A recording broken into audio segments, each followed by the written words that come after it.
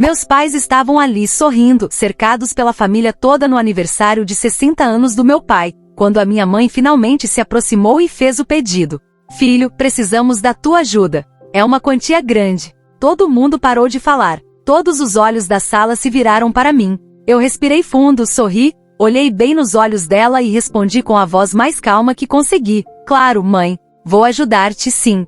Só me diz uma coisa. O valor é o mesmo do carro zero que vocês compraram para o meu irmão com o dinheiro que o vovô deixou para minha faculdade? O silêncio que caiu naquela sala foi tão pesado, tão absoluto, que juro que dava para ouvir o coração de cada pessoa bater. E eu finalmente senti-me livre. Para entenderes esta história, preciso de te levar alguns anos atrás. O meu avô João era o meu melhor amigo, o meu porto seguro. Enquanto meu pai vivia na correria do trabalho e a minha mãe dedicava cada segundo da vida dela ao meu irmão Lucas, eu passava as tardes inteiras na pequena oficina do vovô. Ele consertava rádios antigos, relógios, qualquer coisa que as pessoas lhe traziam. E enquanto trabalhava com aquelas mãos calejadas, ele falava comigo. Esta menina vai ser alguém na vida. Vou garantir isso pessoalmente, ele dizia, sempre com aquele sorriso orgulhoso no rosto. E ele cumpriu a promessa dele. Quando o vovô João faleceu, deixou um testamento bem claro. Uma parte da herança era especificamente para mim.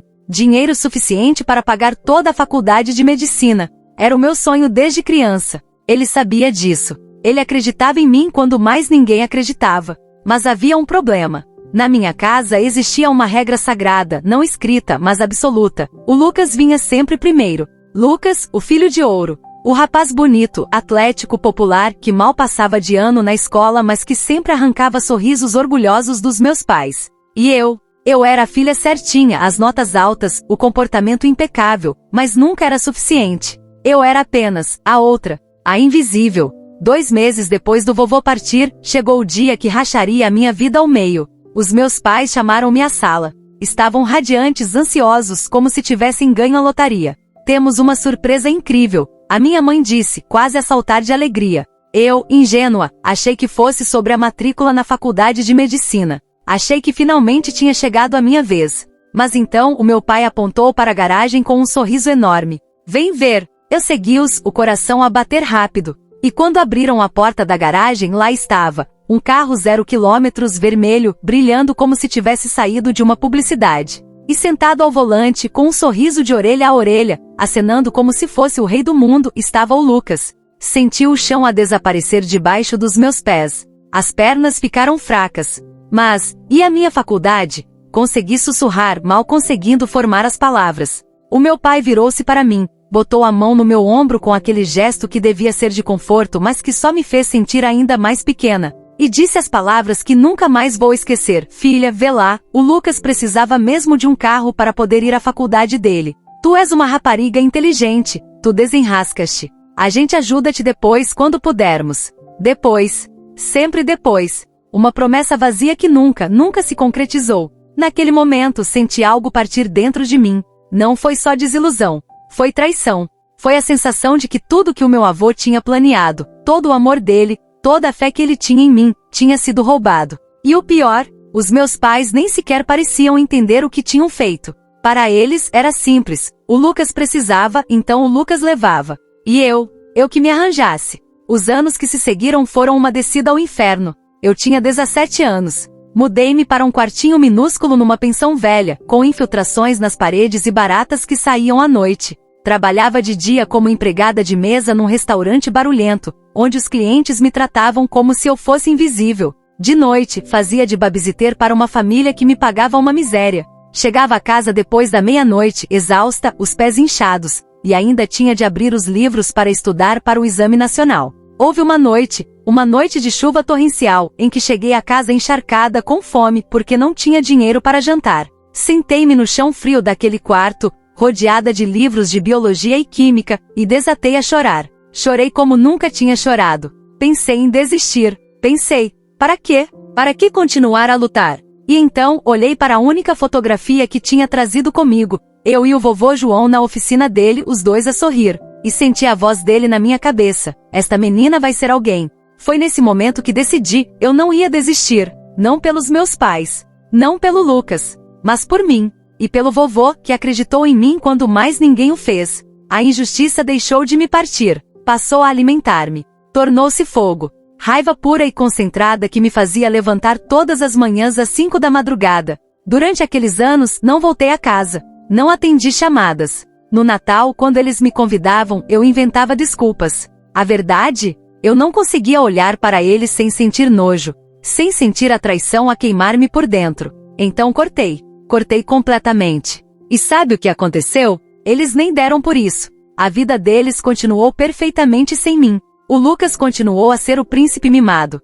E eu virei um fantasma. Houve um dia em que quase não consegui. Foi no 2º ano da faculdade. Eu estava doente, com febre alta, mas não tinha dinheiro para ir ao médico nem para faltar ao trabalho. Fui trabalhar na mesma, trêmula, suada. Desmaiei no meio do restaurante. Acordei no hospital público, sozinha, sem ninguém para me visitar. Nenhum familiar sabia. Nenhum familiar se importava. Olhei para o teto daquele hospital com as lâmpadas a piscar e pensei, será que vale a pena? Mas então uma enfermeira velha sentou-se ao meu lado e disse, tu pareces cansada, miúda. Mas olha para ti. Estás viva. Estás a estudar medicina. Estás a lutar. Isso já é mais do que muita gente consegue. E ela tinha razão. Eu estava viva. E eu ia vencer. E venci. Formei-me. Consegui um estágio num hospital privado. Trabalhei mais anos ainda, juntei dinheiro, fiz contactos.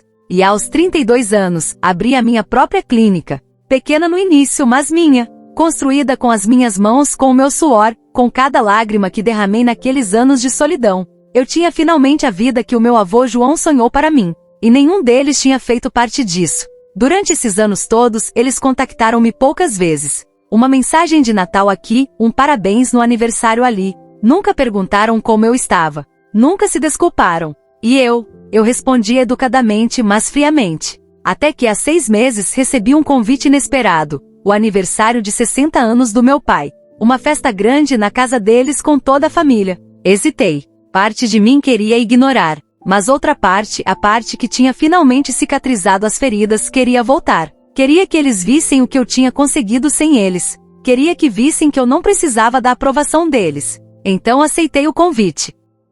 No dia da festa vesti o meu melhor fato, pus os meus sapatos caros, prendi o cabelo num coque elegante. Olhei-me ao espelho e vi uma mulher forte, bem-sucedida e independente. Cheguei à festa ao volante do meu carro, um carro que eu comprei com o meu dinheiro. A casa estava cheia. Tios, primos, vizinhos, todos lá. E quando entrei, algumas caras viraram-se surpresas.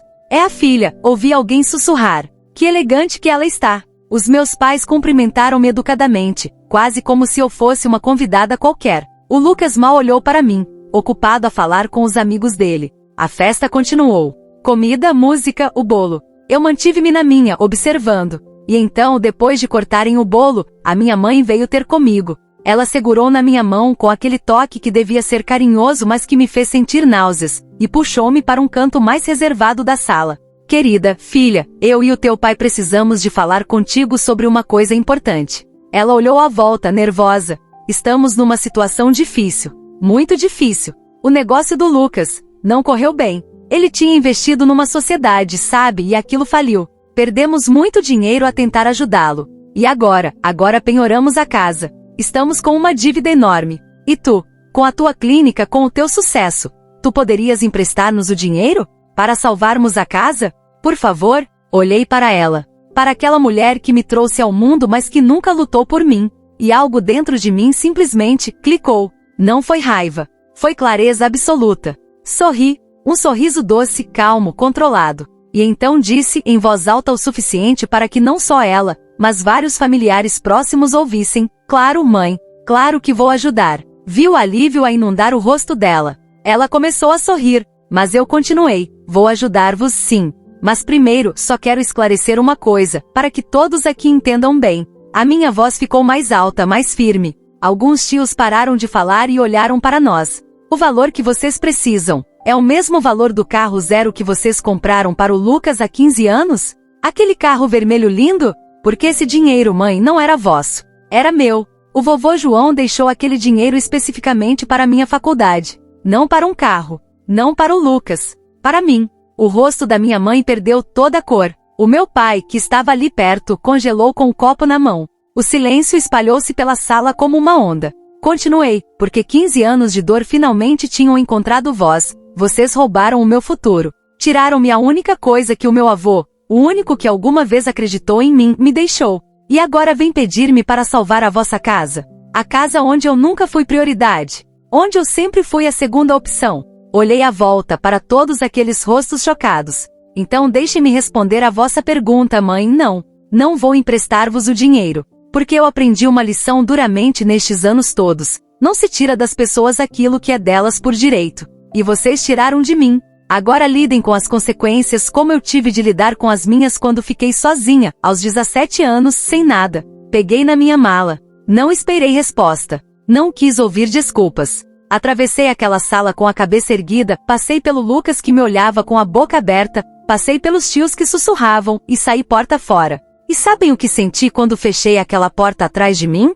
Paz. Paz profunda. A paz de quem finalmente fechou um ciclo. De quem finalmente disse o que tinha de ser dito. Hoje, 6 meses depois, a minha clínica está a crescer. Tenho 3 médicos a trabalhar comigo. Ajudo famílias que não têm condições de pagar tratamentos caros. Criei um programa social em memória do vovô João, que oferece bolsas de estudo para jovens que, como eu, vêm de famílias difíceis. Construí a vida que eu quis. E nunca mais olhei para trás. Os meus pais perderam a casa. Mudarão-se para um apartamento mais pequeno. O Lucas, sem o colchão dos pais para amortecer todas as quedas, finalmente teve de crescer. Arranjou um emprego humilde, dizem-me. E sabem que mais? Eu não sinto pena. Não sinto culpa. Porque finalmente aprendi que não tenho de carregar o peso das escolhas deles. Se há uma lição que ficou desta história toda, é esta. Não são as pessoas que te dão coisas que te amam de verdade. São aquelas que não tiram o que é teu por direito. O verdadeiro amor não rouba,